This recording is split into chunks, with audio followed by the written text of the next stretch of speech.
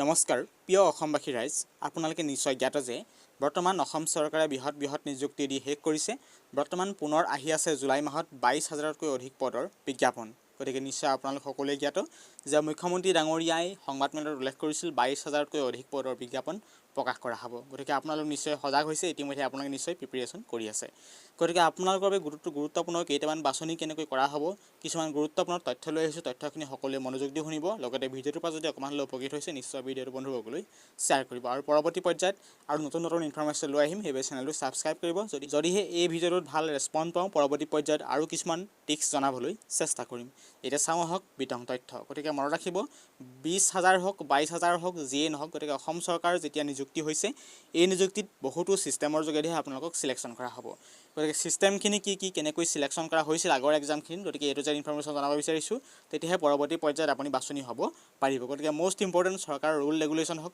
পৰীক্ষাৰ পতা পদ্ধতি হওক সেইখিনি জানিলেহে আপুনি পঢ়িবলৈ সুযোগ সুবিধা লাভ কৰিব আৰু লগতে সেই পৰীক্ষাত পাৰ্টিচিপেট কৰি ভাল ফলাফল লাভ কৰিবলৈ সক্ষম হ'ব গতিকে তাৰ বাবে মষ্ট ইম্পৰ্টেণ্ট নলেজ গতিকে তৃতীয় চতুৰ্থ বৰ্গৰ চাকৰি কিছুমান প্ৰয়োজনীয় কথা প্ৰথমে জনাব বিচাৰিছোঁ সেয়া থাৰ্ড গ্ৰেড হওক ফ'ৰ্থ গ্ৰেড হওক গতিকে নিশ্চয় আমি গম পাওঁ যে এগ্ৰিকালচাৰ হওক আমাৰ বিশেষকৈ যি ফ'ৰ্থ গ্ৰেড হওক বিভিন্ন ধৰণৰ ডিপাৰ্টমেণ্টত বিশেষকৈ পদ খালী হ'ব আৰু অৰ্থাৎ 22,000তকৈ অধিক পদৰ বিজ্ঞাপন প্ৰকাশ কৰিব তাত থাকিব থাৰ্ড গ্ৰেড ফ'ৰ্থ গ্ৰেডৰ বিভিন্ন ধৰণৰ ডিপাৰ্টমেণ্টৰ চাকৰি নিযুক্তি গতিকে তৃতীয় বৰ্গ হওক চতুৰ্থ বৰ্গ হওক মনত ৰাখিব আগৰ যি পৰীক্ষা অনুষ্ঠিত হৈছিল যি আমাৰ আছাম ডাইৰেক্ট ৰিক্ৰুইটমেণ্ট বুলি কোৱা হয় তাত যি তৃতীয় বৰ্গৰ চতুৰ্থ বৰ্গৰ পৰীক্ষা অনুষ্ঠিত হৈছিল সেই পৰীক্ষাত বিশেষকৈ দেখিবলৈ পোৱা গ'ল যে দুটা পৰ্যায়ৰ পৰীক্ষা অনুষ্ঠিত হৈছে তৃতীয় বৰ্গৰ কাৰণে কি অনুষ্ঠিত হৈছে লিখিত পৰীক্ষা তাৰ পাছতে লিখিত পৰীক্ষাৰ কোৱালিফাই কৰা কেণ্ডিডেটসকলে পুনৰ ক'ত মাতিছে তেখেতলোকক স্কিল বেছ টেষ্ট বা কম্পিউটাৰ টেষ্টত মাতিছে ঠিক সিমান্তৰালকৈ চতুৰ্থ বৰ্গতো একেখিনি কথাই গতিকে আপোনালোকে ৰিটেন টেষ্ট কোৱালিফাই কৰা কেণ্ডিডেটসকলক পুনৰ ক'লৈ মাতিছিল ভাই দিবলৈ মাতিছিল গতিকে যি পৰ্যায়ত পৰীক্ষা আহি আছে পুনৰবাৰ যি 22,000 নিযুক্তি হ'বলৈ গৈ আছে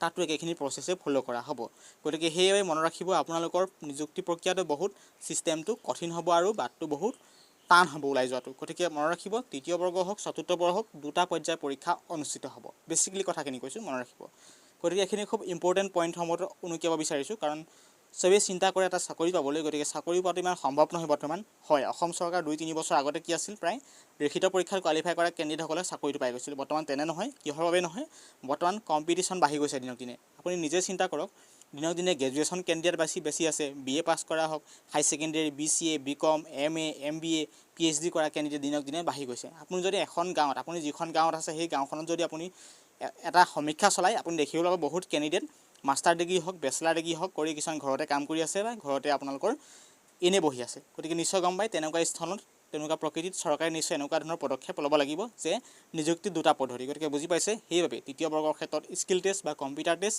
ৰিটেন টেষ্ট যিখিনি কোৱালিফাই কৰিব কোৱালিফাই কৰা কেণ্ডিডেটসকলৰ বাবে আহিব কম্পিউটাৰ টেষ্ট তাৰ পাছতে চতুৰ্থ বৰ্গৰ যিখিনি বিষয় নিম্ন বৰ্গ হয় তেখেতলোকৰ বিশেষকৈ ছিষ্টেমৰ যোগেৰে ৰিটেন টেষ্ট কোৱালিফাই কৰা কেণ্ডিডেটসকলে পুনৰ ক'ত যাব লাগিব ভাইভা দিব লাগিব গতিকে সেইবাবে চৰকাৰে এনেকুৱা হাতত পদক্ষেপ লোৱা হৈছে কাৰণ দিনক দিনে কি হৈছে এডুকেটেড বাঢ়ি গৈছে শিক্ষিত সংখ্যা বাঢ়ি গৈছে সেইবাবে চৰকাৰে এনে পদক্ষেপ ল'ব লগা হৈছে গতিকে পৰৱৰ্তী পৰ্যায়ত চাগে আৰু বৃহৎ আহি পৰিব নিযুক্তি ছিষ্টেমৰ টান গতিকে এইখিনি কথা মনত ৰাখিব এতিয়া জানিব বিচাৰিছোঁ শিক্ষা বিভাগৰ চাকৰি গতিকে শিক্ষা বিভাগৰ চাকৰিত ব্যাপক পৰিৱৰ্তন আহি পৰিছে নিশ্চয় গম পায় টেট DLED যিখিনি ছিষ্টেমৰ কথা উল্লেখ কৰিছিলে সেই ছিষ্টেমত থাকিলেও আপোনালোকে নাপায় চাকৰি কি কৰিব লাগিব আপোনালোকে লাষ্ট কি পৰীক্ষা দিব লাগিব জনোৱা মতে আপোনালোকে লাষ্ট ৰিটেন পৰীক্ষা দিব লাগিব যিখিনি কেণ্ডিডেটে ৰিটেন পৰীক্ষাত কোৱালিফাই কৰিব তেখেতলোকে সেই শিক্ষা বিভাগত উত্তীৰ্ণ হ'ব বা শিক্ষা বিভাগৰ শিক্ষক পদৰ চাকৰি লাভ কৰিব সেইখিনি আছিল শিক্ষা বিভাগৰ ক্ষেত্ৰত তাৰ পাছত আহিলে আৰক্ষী বিভাগৰ চাকৰি আৰক্ষী বিভাগৰ নিশ্চয় গম পায় আগৰ পৰীক্ষা হৈ গৈছে নিশ্চয় বন বিভাগতে ধৰক বা আমাৰ পুলিচ বিভাগতে ধৰক যিখিনি ছিষ্টেম আছিল বিশেষকৈ আৰক্ষী বিভাগতে পৰে যিহেতু সকলোখিনি ছিষ্টেম SLPRB আণ্ডাৰত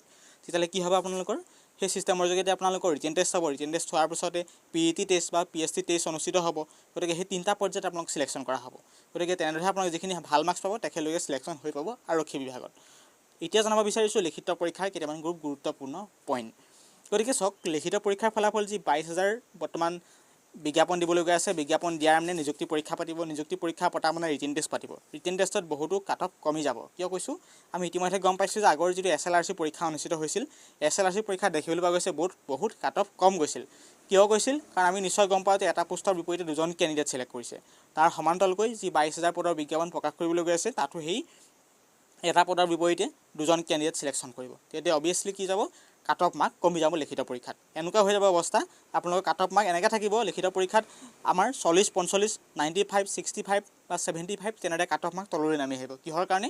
লিখিত পৰীক্ষাত 1:2 কেটেগৰী, অৰ্থাৎ এটা পোষ্টৰ বিপৰীতে দুজনক চিলেকশ্যন কৰা হৈছে।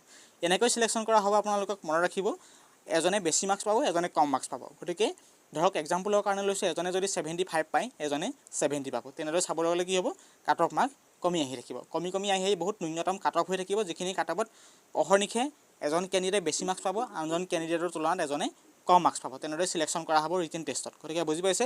তাৰ পাছতে ক'ত টান আহি পৰিব আপোনালোকৰ ক্ষেত্ৰত, স্কিল টেষ্ট বা কম্পিউটাৰ টেষ্ট বা ভাইভাত সেইখিনি ছিষ্টেম টান আহি যাব। গতিকে ছিষ্টেমটো কোনডোখৰত আহিব, বহুত কেনে পিছত কি হয়, 3, 4, 5 নম্বৰ ব্যৱধানৰে বহুত কেনে চাকৰি হেৰুৱাব লগা হয় এই ছিষ্টেমৰ বাবে। এইখিনি আপোনালোক এনে নহয় যে আপোনালোকৰ নাহে। গতিকে যি 22,000 নিযুক্তি হ'বলৈ গৈ আছে, অৰ্থাৎ 22,000তকৈ অধিক নিযুক্তি হ'বলৈ গৈ আছে, জুলাই মাহত যেতিয়া বিজ্ঞাপন প্ৰকাশ কৰিব, ছিষ্টেমৰ যোগেদি ৰিটেন টেষ্ট অনুষ্ঠিত কৰিব, সেই একেখিনি প্ৰচেছে ফ'ল' কৰিব চৰকাৰে।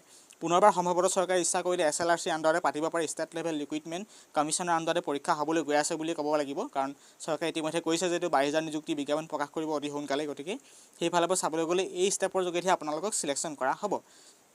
গতিকে ভাবি নল'ব অসম চৰকাৰৰ চাকৰি আহিছে, গতিকে আপোনাৰ ৰিটেন টেষ্টতে আপোনালোকে সকলো শেষ। গতিকে মনত ৰাখিব, ৰিটেন টেষ্টত কেতিয়াও শেষ হৈ নাযায়। ৰিটেন টেষ্টৰ পাছতে আৰু এটা পৰীক্ষা থাকিব ছিষ্টেমৰ যোগেদি, যিখিনি বিশেষকৈ 3rd grade 4th grade candidate তেখেতলোকৰ বাবে থাকিব, তৃতীয় বৰ্গৰ বাবে থাকিব বিশেষকৈ আমাৰ স্কিল টেষ্ট বা কম্পিউটাৰ টেষ্ট, তাৰ সমান্তৰালকৈ 4th গ্ৰেডৰ বাবে থাকিব ভাইভা, তেনেদৰে থাকিবই।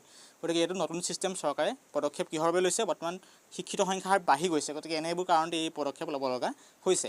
তাৰ সমান্তৰালকৈ চাবলৈ গ'লে যিখিনি ধৰক আমাৰ শিক্ষা বিভাগত নিশ্চয় কথা গম পালে, শিক্ষা বিভাগৰ কথাটো গম পালে আপোনালোকে যে শিক্ষা বিভাগত টেট, BEd, DLEd থাকিলেও আপোনালোকে পটককৈ চাকৰি নাপায়। কি হ'ব, আপোনালোকৰ ক্ষেত্ৰত আকৌ আপোনালোকৰ ৰিটেন টেষ্ট পাতিব। ৰিটেন টেষ্টত যিখিনি কেণ্ডিডেট কোৱালিফাই কৰিব, কোৱালিফাই কৰা কেণ্ডিডেটসকলে শিক্ষা বিভাগত নিযুক্তি লাভ কৰিব।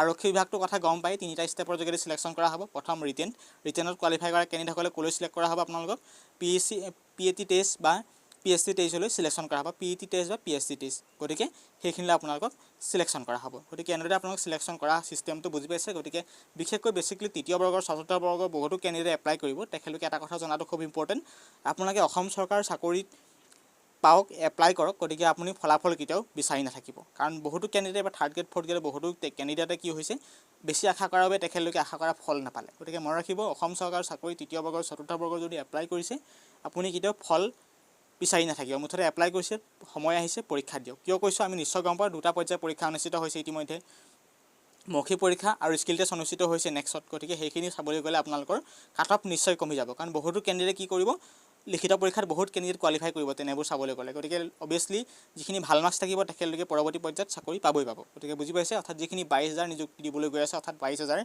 বিজ্ঞাপন প্ৰকাশ কৰা মানে 22,000 নিযুক্তি দিবই। গতিকে সেইবাবে চাবলৈ গ'লে নিশ্চয় সেই ছিষ্টেমৰ যোগেদিহে আপোনালোকক চিলেকশ্যন কৰা হ'ব। বুজি পাইছে। গতিকে এইখিনি কথা জনাবলৈ চেষ্টা কৰিলোঁ। গতিকে লিখিত পৰীক্ষা প্লাছ আন পৰীক্ষা মানে ভাইভা হওক, স্কিল টেষ্ট হওক, যি ছিষ্টেমৰ যোগেদি পৰীক্ষা অনুষ্ঠিত কৰিব, সেই পৰীক্ষাটো ইমান সহজ নহয়, কাৰণ ইতিমধ্যে বহুতো কেণ্ডিডেটে বহুত মাৰ্কছ পায়ো তেখেতলোকে হেৰুৱাব লগা হৈছে, কাৰণ এতিয়ালৈকে গম পোৱা নাই যে কাট অফ মাৰ্ক, আমি নিশ্চয় গম পাওঁ কাট অফ মাৰ্ক প্ৰকাশ কৰিলে, কিন্তু আমাৰ বিশেষকৈ ক'ত কিমান মাৰ্কছ পালে কোনো পাৰ্চনেলি সেইখিনি জানিব নোৱাৰিলে। গতিকে সেইবাবে মনত ৰাখিব, গতিকে আপোনালোকৰ লিখিত পৰীক্ষা শেষ নহয়।